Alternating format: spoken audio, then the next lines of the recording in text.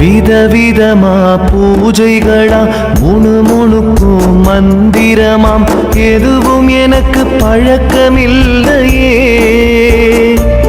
அந்த பரம்பொருளை நினைச்சிருந்தேனே. கபடமில்லா குழந்தை போல கெடுதலில்லா குணமிருந்தா தேடி வரும் தெய்வமல்லவா.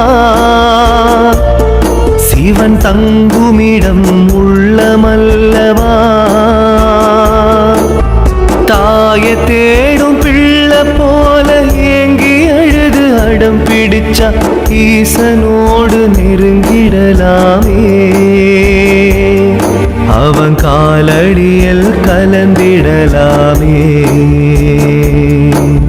ஓம் நம சிவ ஓம் நம சிவ ஓம் நம சிவ ஓம்.